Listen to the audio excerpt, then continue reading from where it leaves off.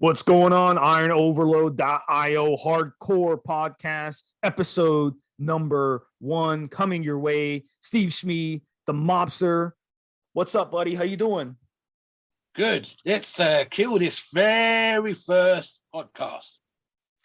So really excited to bring you guys this first podcast. Today we're going to talk about Trenbolone, cycling, dosing.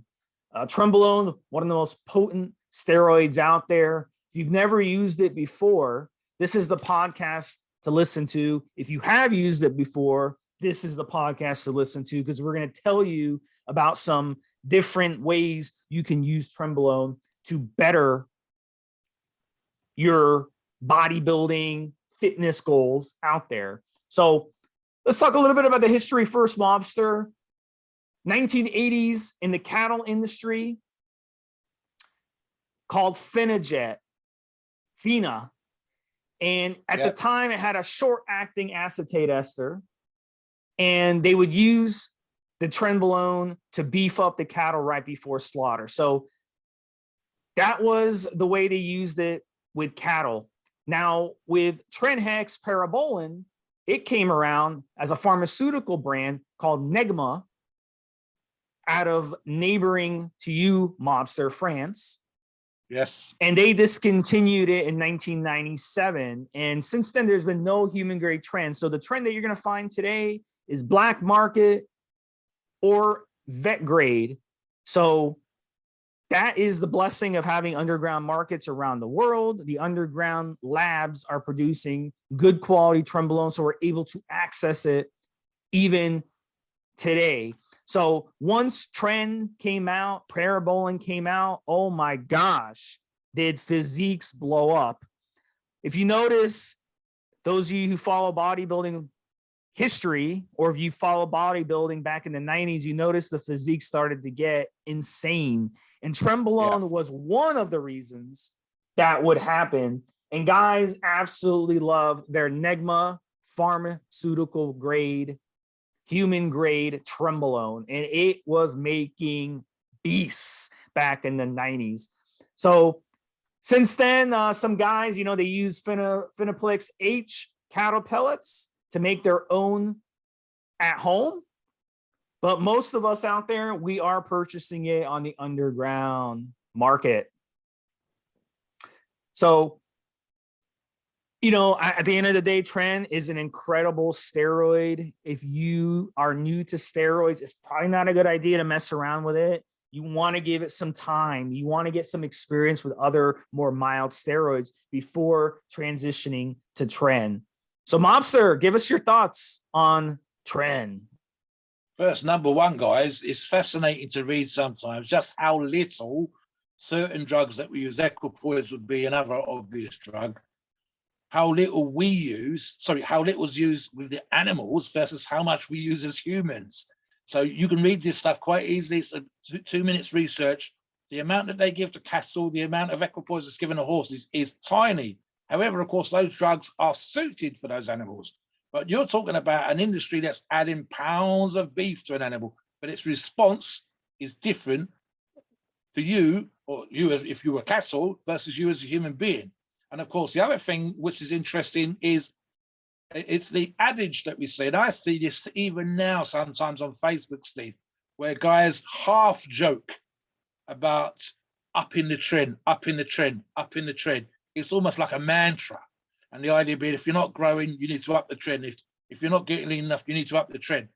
It has almost mythical properties in some people's minds. Let's be honest, guys. If you don't have the genetics, you will not turn into a monster. But Steve's quite correct. It's one of those drugs, Steve, I think, and I've said this to you in the pre-show.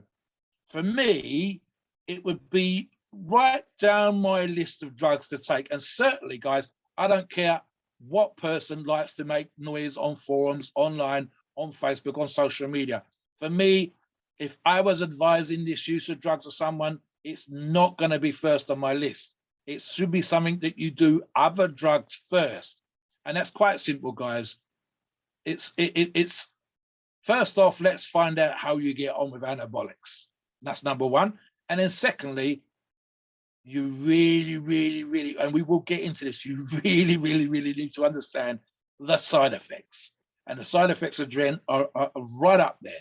The people that we see on the forum, Steve, who've come across Dren, tried it, and not done any research on the side effects. And then they'll post on the forum saying, oh, I'm really sweaty, or I cough, or I hate how I feel. Well, guys, you should fucking know this stuff in advance.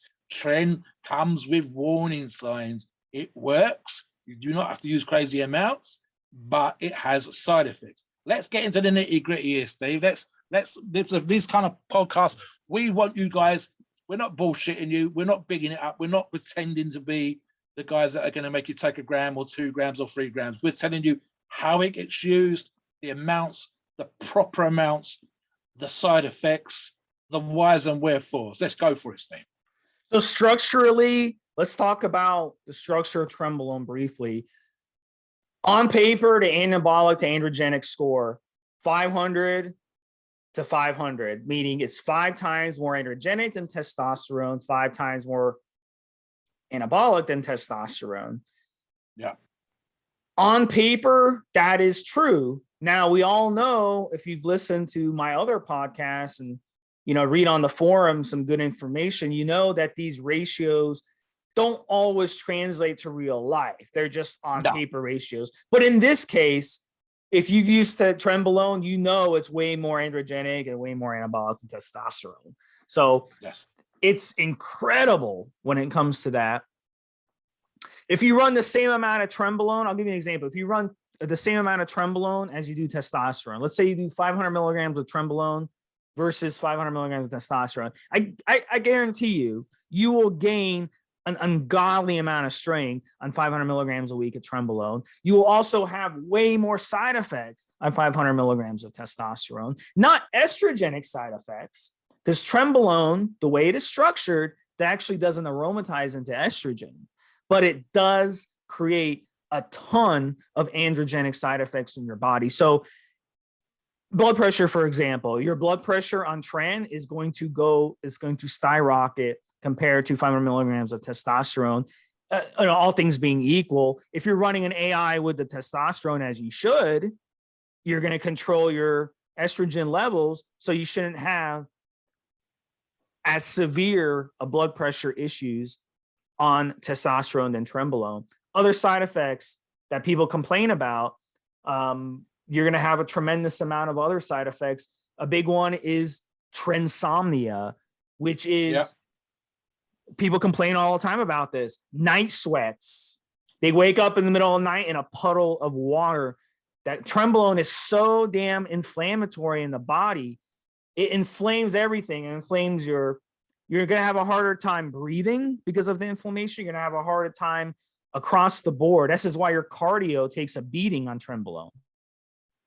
I'll jump in here for a second here, Stephen. This is a classic example, not necessarily from personal experience, because so far I've avoided using Tren to get where I've needed to get in my chosen field. However, plenty of my strength buddies have used Tren, and Steve just touched on it. It's the classic story of how you're getting on with that Tren there, fella. Oh, well, I woke up last night, as Steve just said, in a puddle of sweat. The missus isn't very happy. My side of the bed's soaking. They've had to get out of bed, change a t-shirt, change pants, change whatever the hell they're wearing, put fresh bed linen on sometimes. Now, the problem in this particular example that I'm thinking of is these guys I'm talking about were strongman buddies. So the body fat percentage is that little bit higher. Therefore, the sweating and the heat effects were that much more exaggerated. When you're 150, 160 kilograms, so 330, 345, 350 pounds, Steve, 352 pounds, I think, at 150, 160, and you're 17, 18, 19% body fat, and you're on Tren, it's just unbelievable. Not only do you have breathing problems and sleep apnea anyway from the sheer size, but it seems to enhance the sweats. It seems to enhance the trensomnia, Steve said. And then what's the classic one, Steve? The Tren cough. I mean, sometimes that's down to the oil or the alcohol, the A steroid, because the other steroids can have the same thing, taking certain particular steroids, and you get a cough straight afterwards. And there's different reasons for that, which Steve can touch upon. But Tren is one of those ones that seems to bring it way more often than the other ones, regardless of the carrier, regardless of what's being used. And again, this is for certain individuals, Steve. So if you want to talk about very quickly the reasons why some people get the tren cough, what it is and why it is that they get it. So this is something you need to be aware of, guys. You're not having a seizure or heart attack. It's literally the tren. And that's just from the initial injection, Steve. Never mind the other side effects that we just talked about. So why is it that some people have that? So when you're injecting tren, I found one of the secrets. This is really, really important.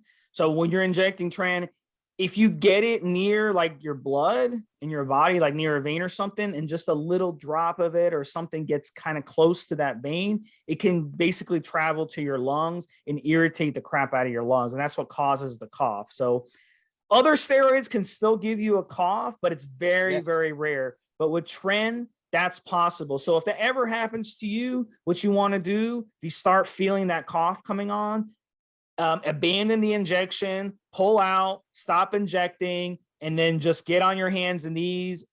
What I've done in the situation, I just went into the shower, just got on my hands and knees and just coughed and coughed and coughed. It lasts like for 30 seconds. There's like snot coming out of your nose and your mouth. It's really crazy. And then you just basically just, you know, it just gets it, you just get it out of your system, and then you're good to go. So I knew that it was coming when it happened to me. But what I found to prevent tren cough, this is a couple secrets, is by diluting it with another oil when you inject it. That's one way. Also, maybe doing more of a shallow injection where you're not going in deep, where you have more of an opportunity to kind of hit a blood vessel somewhere. So that's a little secret to kind of avoiding the tren cough, but it's, you know, it happens.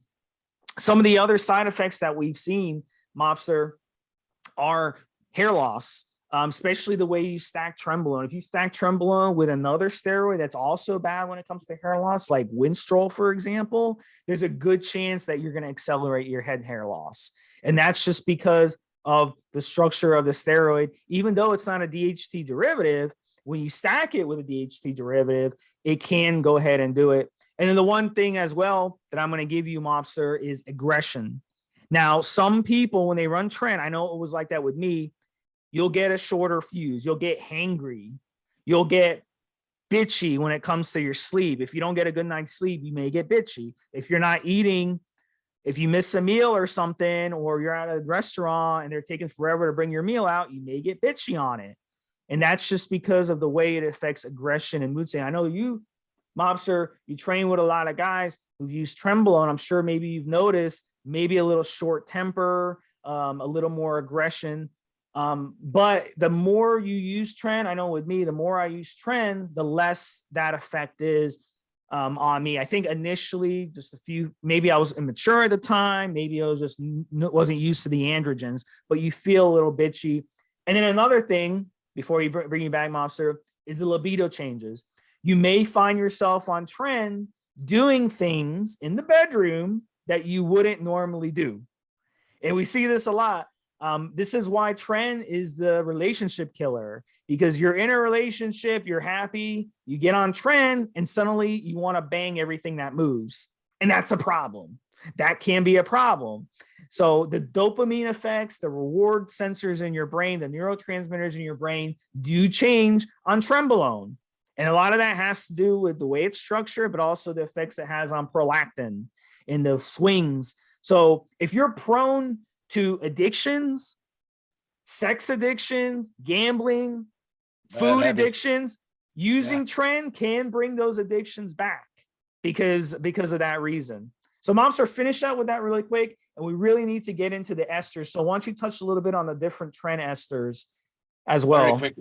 Very quickly then, guys. So one of the things that I've said on the forums when we're talking about all PEDs is that the more effective a drug is, in other words, the more anabolic, the more muscle it adds, the more strength it creates, the leaner you get on a particular drug, the more effective it is in that way. Let's say that drug X, which doesn't give you many side effects, puts 5 pounds of muscle on, but drug Y puts on 15 or 20 pounds of muscle.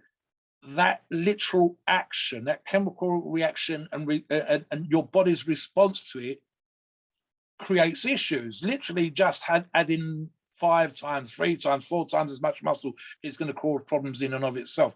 So that's just a thing. Just literally, oh, I had 5 pounds, I'm okay with it. I had 20 pounds, I'm going to feel that weight on my body.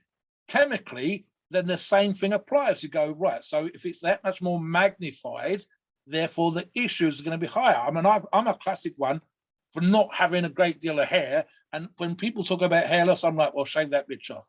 Do not take a drug that's really, really effective, that comes with a load of side effects, like Tren, and then moan about hair loss.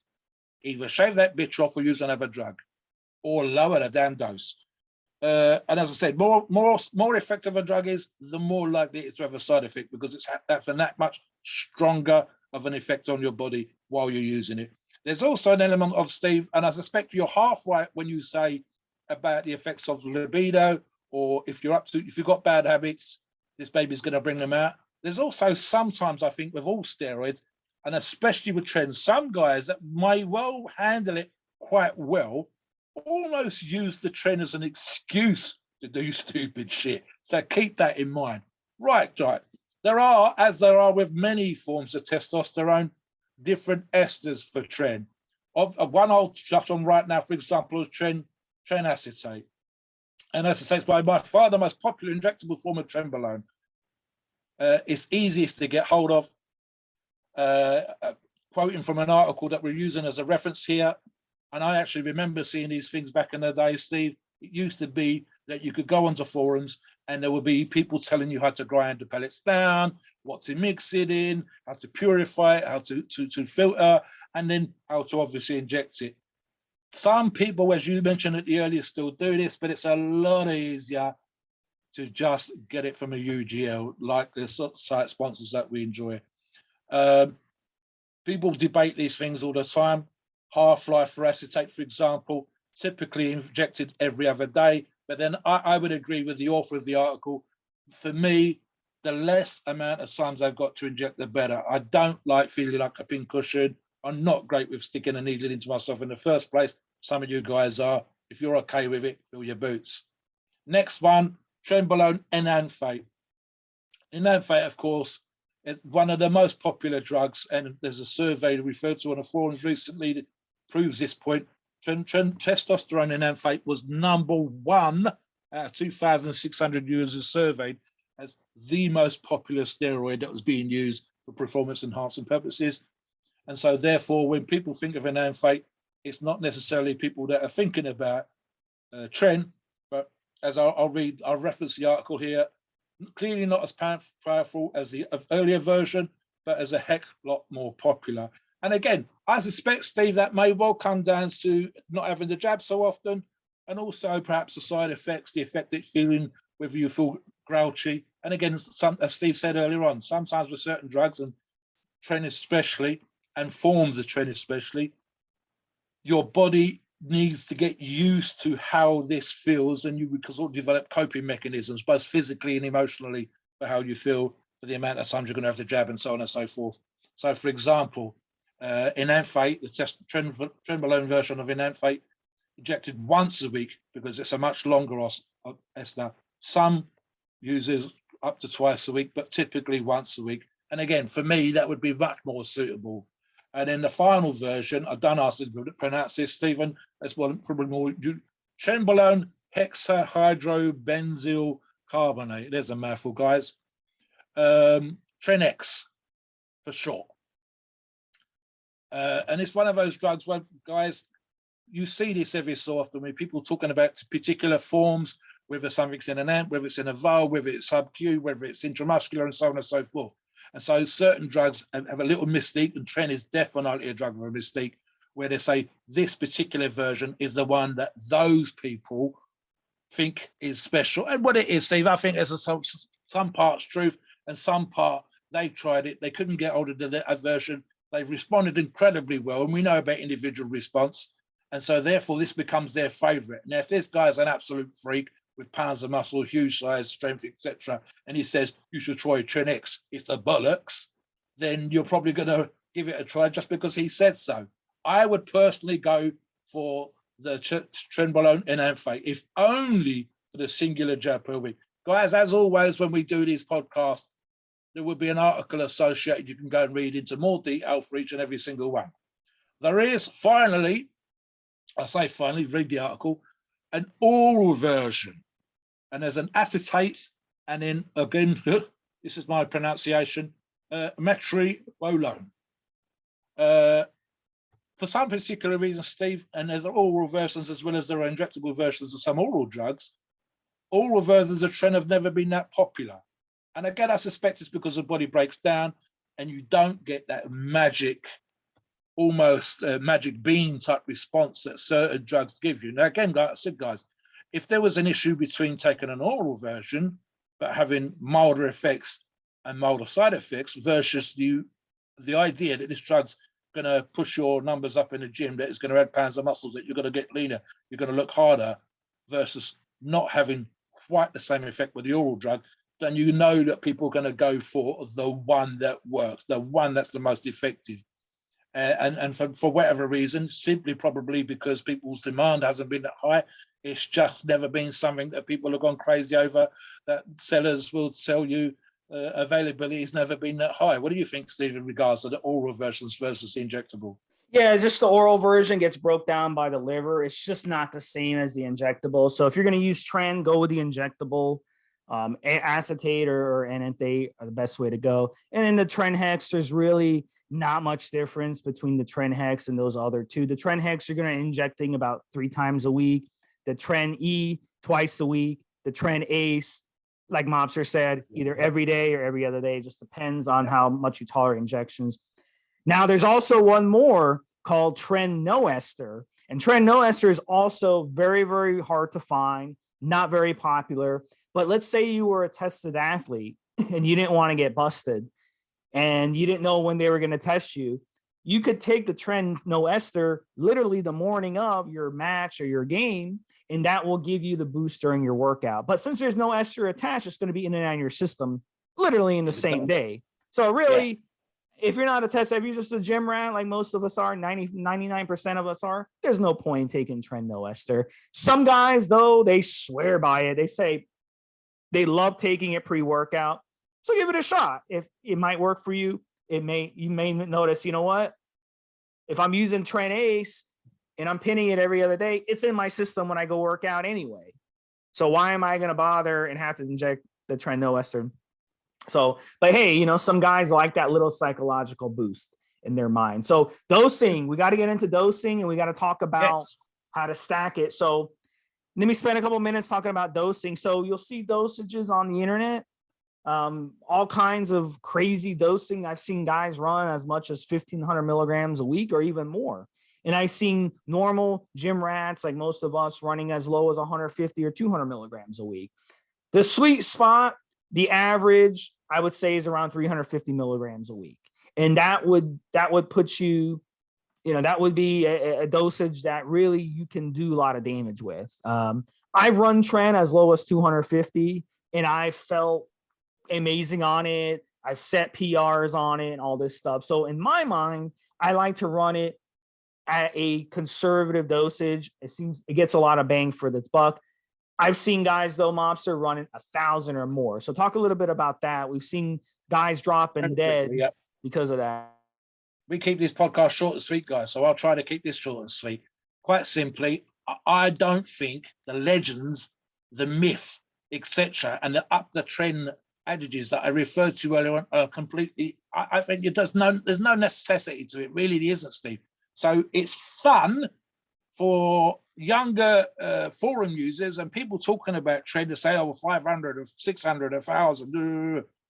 And there may be 10% of users that need that kind of level. The reality, my gut feeling, and I suspect if you actually look this stuff and got statistical information properly, honestly from users, is that Steve's sweet spot is exactly what you need. And again, guys, make sure that you're experienced. Make sure you have knowledge and experience of other PEDs before you get to Tren, so you know how your body. And then, as Steve said, whether it's 200 or 300, 350 or 400, introduce a low dose to your cycle, to your next cycle.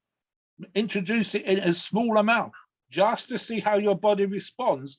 and just to see whether you can handle those side effects. Can you imagine how stupid it would be, Steve, if you've never used any performance enhancing drug and you read that a pro was on 1,000 milligrams a week and that was your first cycle? Once it's in, guys, it's in. What are you going to do? Suck that bitch out with a plunger? No. And now you're sweating and you're coughing and you're struggling with it. So I'm always, as I am on the forums, and I agree 100% with Steve. For me, I would imagine, even if, especially me as an individual, the size, weight, and body fat and whatever that I carry, absolutely would prefer the lower dosages. And here's the thing, guys. If 200 milligrams or 300 milligrams in a cycle works and you feel amazing, you look amazing, you're lean as fuck, you're vascular, you're hard, you're gnarly looking, your lifts are going up through the roof, then you don't need to take more. I mean, that's a money-saving tip right there, because it doesn't necessarily mean that if you go double up, that your lifts are going to get twice as heavy, that you're going to be twice as lean, you're going to have twice as much muscle. It doesn't work like that. No PED works like that. But Tren, with the side effects, avoid. So why not try 200 or 250? It's fun to say otherwise, but I think the least is more when it comes to Tren, and especially when it's part of the cycle. It's very rare, Stephen, you know this better than I do, very rare for this to be the primary drug in the cycle anyway. Is that not the case? Well, we're going to talk about how to best stack Tren. So there's so many different ways to stack Tren. I've used it every which way. The classic recomping stack mobster would be testosterone propionate, Trenbolone acetate, and Masteron propionate. That's a classic recomper. That's going to, for most guys, you're going to be able to gain muscle and strength and cut down on that if you've got your diet and training on point and if you have good genetics. So in that example, running something simple like 300 milligrams of each per week, 300 milligrams of the Trenase, 300 milligrams of the Masteron propionate, 300 milligrams of testosterone propionate. Now, for some guys, they like running no testosterone with Trenbolone. And in that situation, you're eliminating any type of estrogen issues. So that will limit your estrogenic side effects. And then in that situation, it's good to stack Tren. If you want to stack Tren, you can stack it with something like Anavar or Turinabol, which are both mild, non-aromatizing compounds. And that's what I've done before to hit PRs. And I find that I don't get this type of side effects during my cycle that I would in another cycle. So in that situation, you'd run, let's say, 250 to 350 milligrams a week of the Trenase or Tren-E, and then you could run 30 to 50 milligrams of T-Bol or VAR, Anavar. So that would really work good and wouldn't be a side effect cycle. Other guys like to keep their testosterone levels the same as Trenbolone. So they'll do, say, 300 milligrams of Trenbolone, 300 milligrams of testosterone, and they find that works best for them. In that situation, you really need to run something like Aromacin or Arimidex with it to kind of limit the estrogen issues. You can run Primobolan with Trenbolone. You can run Equipoise with Trenbolone. Really, there's not a steroid you can't run except for the really, really androgenics ones, like Superdrol, for example. I would not run Superdrol with Tren. The side effects will be too bad on it. I wouldn't run Ment with Tren. The side effects will be incredible. Yeah, Halo's another one. Yeah, check drops. No, because of the side effects on those things alone are that nasty. Can you imagine doubling up on your side effects, guys? Come on. So the pounding you're going to put on your kidneys by stacking too much steroids or the wrong steroids with Tren makes it not worth it. So my logic to using Tren is keep it moderate, keep it conservative to moderate, and enjoy your cycle and get the most out of it. Don't 4 weeks into your cycle have your kidneys fail you because you decided to abuse it. So run Tren correctly, short and sweet. I wouldn't exceed 8 weeks on Tren. And a lot of guys may disagree with that, but I don't see a purpose of running it more than 8 weeks. You'll get all you want out of Tren. The stuff kicks in so fast. So Mobster, we have a minute left. Finish us off with your final thoughts and take us to the disclaimer. Right. Super effective drug, guys. Works. Everybody that's ever used it and managed to manage the side effects has always said this has had an amazing effect on my body. But that percentage of people seems to be about 50-50 between those that manage and don't have issues with the side effects. And they typically, as Steve said, there's low to moderate doses versus the guys that go crazy on the dosages. And it doesn't have to be crazy. I mean, 500 plus can fuck you up. And as another thing I said earlier on with regards to how effective a drug is, how much muscle it puts on, how much strength you gain, will have side effects. So as Steve said already, your liver, your kidneys, your organs, they won't thank you. The more effective a drug is at adding muscle and at giving you the side effects, the more your body is putting up red flags to tell you that it doesn't like what you're doing to it. Whether that's sweating, whether that's dark colored pee, whether that's issue with your livers and your kidneys. And therefore, as Steve said, we'd want to run it short. You don't want to run it long. You want to be looking after yourself with products like N2 Guard. You want to be hydrating and you want to be managing it. And to be honest with you, Steve, I think 90% of this is going to come down to managing sensible amounts. It's not sexy. It's not romantic. It doesn't get the numbers, but it comes down to running sensible amounts. And I'm not going to me, a guy that's doing, say, 4 grams or something stupid in total of their cycle and then throws in 500 or 1,000 milligrams of this, is just asking for trouble. And especially if they run it long. Unless you've got the competition that's going to put $1 million on the table, guys, run it short. I mean, we kind of talked about sensible advice with our steroid cycles all the time, but Trent especially so. Steve, I will run now into the disclaimer, guys, as always, for this podcast. You have to excuse me for a minute. Right, please note, we are not doctors and the opinions on these shows are ours and ours alone. It is our view and based on our experience and views on the topic. Our podcast, as always, offer informational purposes and entertainment only. The freedom of speech and the First Amendment applies.